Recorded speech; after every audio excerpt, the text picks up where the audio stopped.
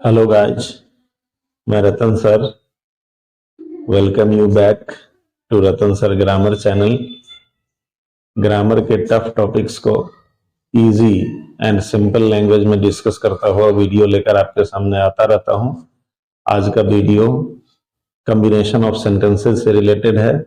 Previous video में मैंने बताया था कॉम्बिनेशन ऑफ सेंटेंसेस में सिंपल सेंटेंस कई सिंपल सेंटेंसेस को कंबाइन करके बनाया जाता है।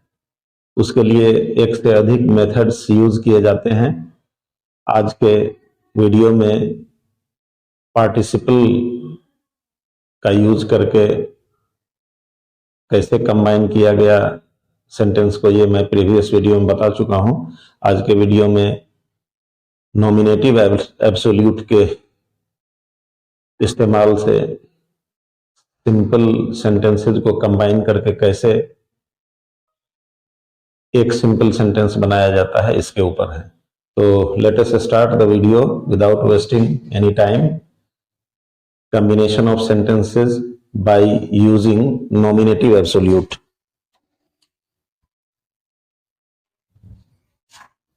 कॉम्बिनेशन ऑफ सेंटेंसेज, इस हेड के अंदर simple sentences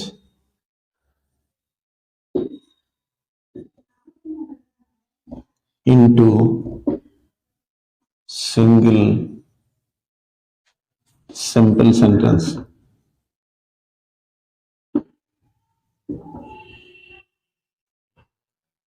by using nominative absolute।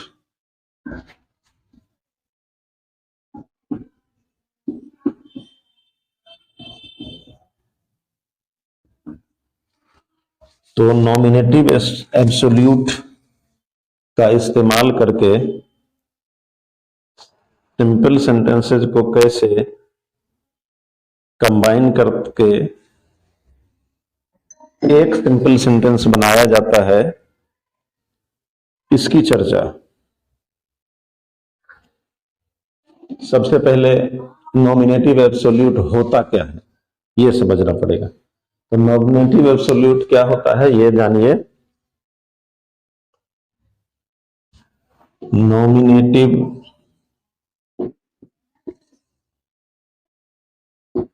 Absolute, ये नॉमिनेटिव सब्जेक्ट रहता है। नॉमिनेटिव केस में, केस के टॉपिक पर इसके बारे में बताया जा चुका है। तो नॉमिनेटिव एब्सोल्यूट उस नॉमिनेटिव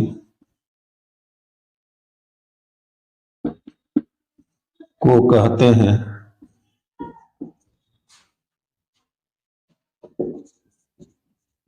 नॉमिनेटिव सब्जेक्ट ही होता है जो सेंटेंस में एब्सोल्यूट रहता है। एब्सोल्यूट मतलब इंडिपेंडेंट या स्वतंत्र रहता है, और इसका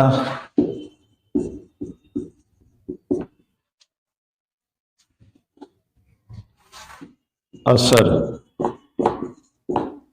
सेंटेंस के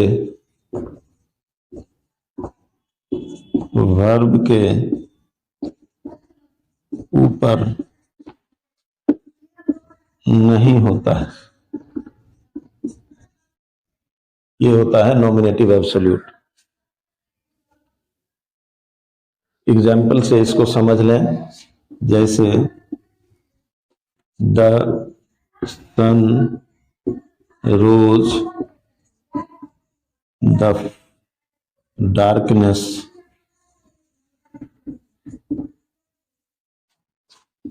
disappeared। ये दोनों सिंपल सेंटेंसेस हैं। इन दोनों को कंबाइन करके एक सिंपल सेंटेंस बनाना है। तो कैसे नॉमिनेटिव एब्सोल्यूट का यूज करेंगे। इस सेंटेंस में ये सन नॉमिनेटिव एब्सोल्यूट है और इसका असर सेंटेंस के वर्ब के ऊपर नहीं पड़ रहा है। तो इसको कंबाइन करने के लिए कैसे किया जाएगा ये जानते हैं। मतलब नॉमिनेटिव एब्सोल्यूट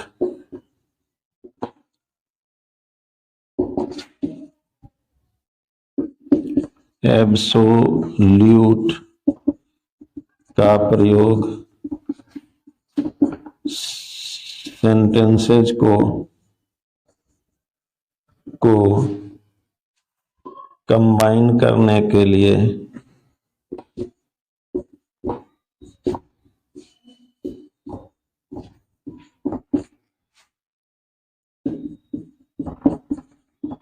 तब होता है जब, कब होता है ये स्थिति देख लेंगे, उसके बाद हम लोग इन दोनों सेंटेंसेस को कंबाइन उसी पॉइंट को ध्यान में रखकर करेंगे।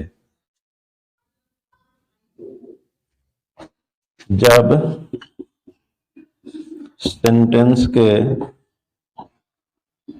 सेंटेंसेज के सब्जेक्ट डिफरेंट हों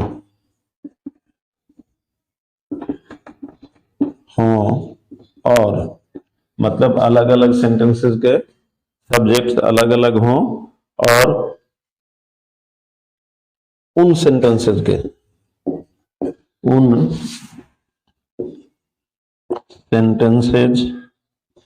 के वर्ब्स से ऐसा लगे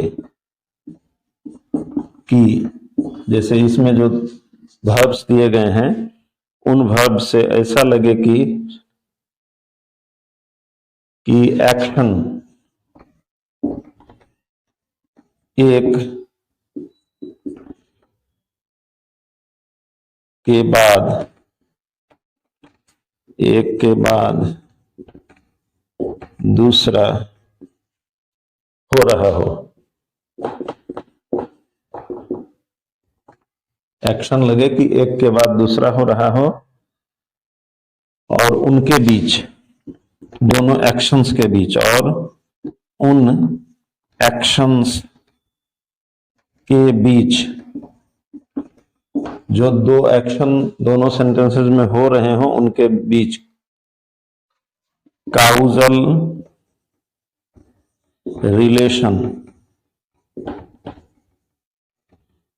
रिलेशनशिप हो, एक में काउज और दूसरे में इफेक्ट आ रहा हो, कारण और परिणाम। इस तरह के कॉम्बिनेशन में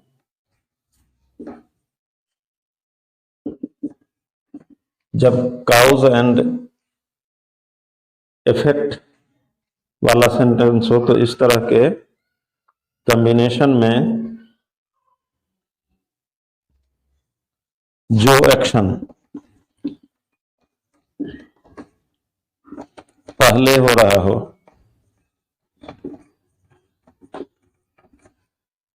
मतलब जिसमें कारण का पता चल रहा हो, इसको मिटाने के बाद आगे की बात।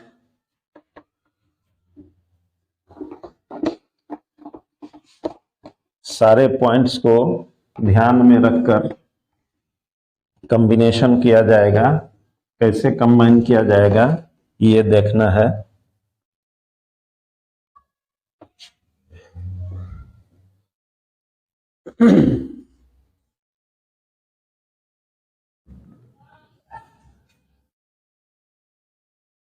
तो इसमें जो एक्शन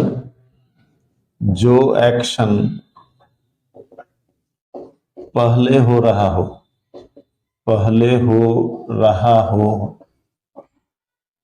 दोनों एक्शन में से जो एक्शन पहले हो रहा हो, अर्थात जिस एक्शन में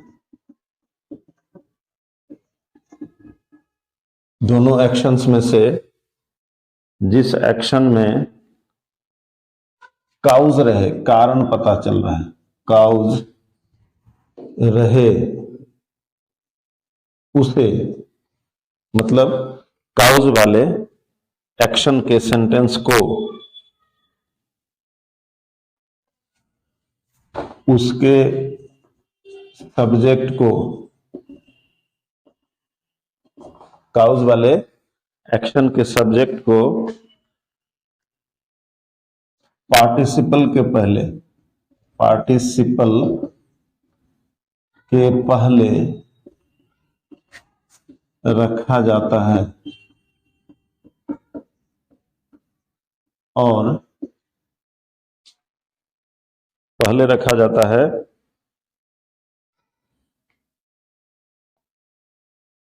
और जो एक्शन बाद में हो रहा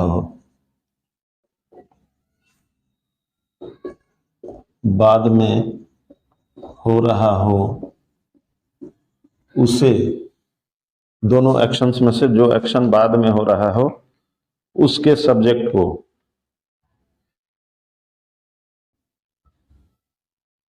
बाद में हो रहा हो, यानी कि जिसमें परिणाम या रिजल्ट दिख रहा हो, दोनों एक्शंस में से जिसमें रिजल्ट दिख रहा हो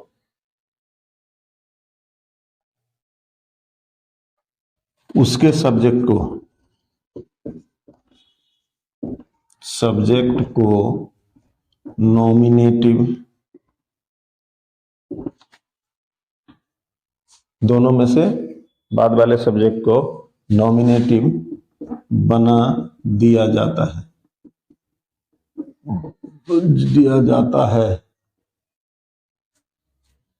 एग्जाम्पल समझिए, अच्छी तरह आ जाएगा समझ में। जैसे जो था example, the sun rose, the darkness disappeared. इसका जब कॉम्बिनेशन करेंगे तो द सन हैविंग राइजन, ये काउज वाला सेंटेंस है और दूसरे सेंटेंस के सब्जेक्ट को इसी को नॉमिनेटिव बना दिया जाता है, द डार्कनेस डिसअपियर्ड।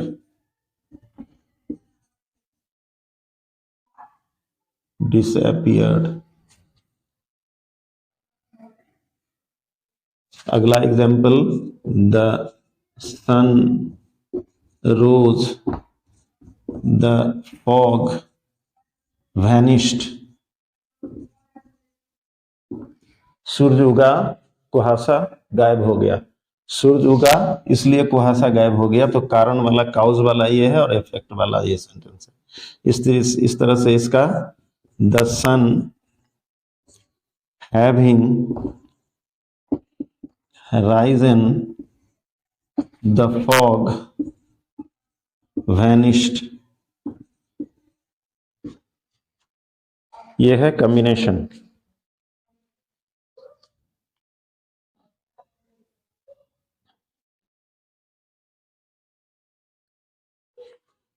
इस सेंटेंस में यहां यही है nominative absolute, fog, the fog disappeared या वैनिश्ड।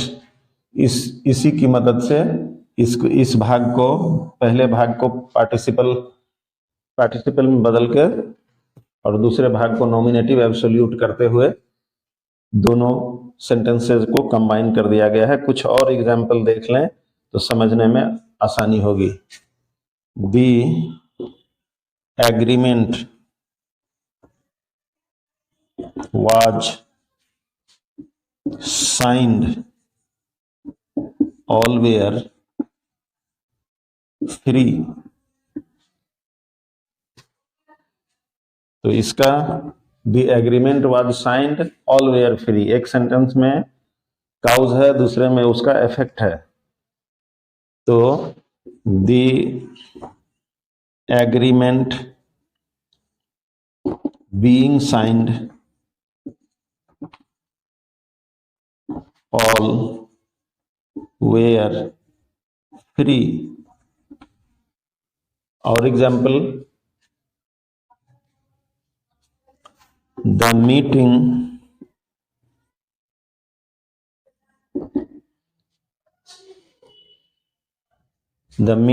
ended,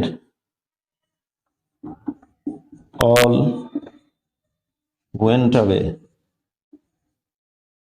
इसका होगा the meeting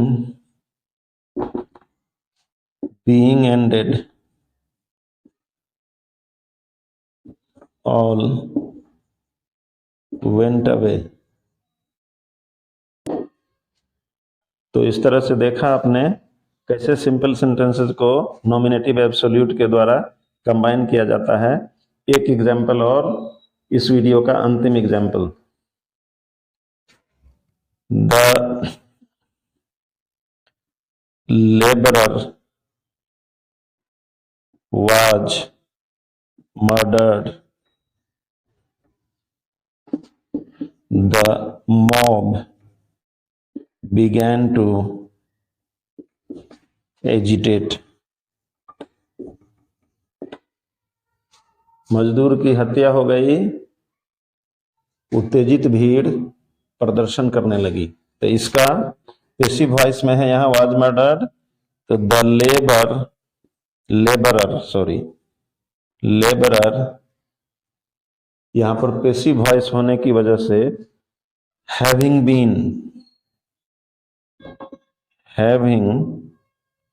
been murdered,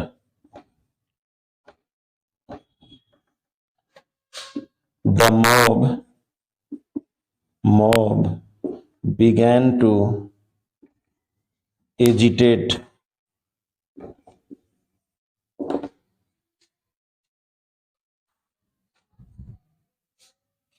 Examples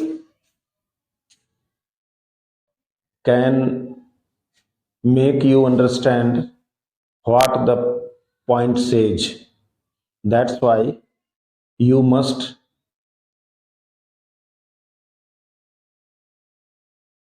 try to see the example well, so that the point discussed above may be easy for you to understand। एक एक example को समझने की कोशिश करें पॉइंट्स की मदद से। तो आज इस वीडियो में इतना ही। कॉम्बिनेशन ऑफ सेंटेंसेस को अभी और भी बताना है, कई वीडियोज में सारी बातें अट पाएंगी। तो वीडियो छोटे छोटे वीडियोज होंगे, उन वीडियोज को नोटबुक और पेन लेके बैठ करके अच्छी तरह वॉच करें और एक एक पॉइंट को खुद से समझने की कोशिश करें। वीडियो को लाइक करें, शेयर करें और नहीं समझने पर कमेंट जरूर करें। चैनल को सब्सक्राइब कर लें, अभी बहुत कुछ जानने को बाकी है। तो आज इस वीडियो में इतना ही। वीडियो में अंत तक बने रहने के लिए धन्यवाद। मिलते हैं अगले वीडियो में। अपना ख्याल रखें। आपका दिन शुभ हो।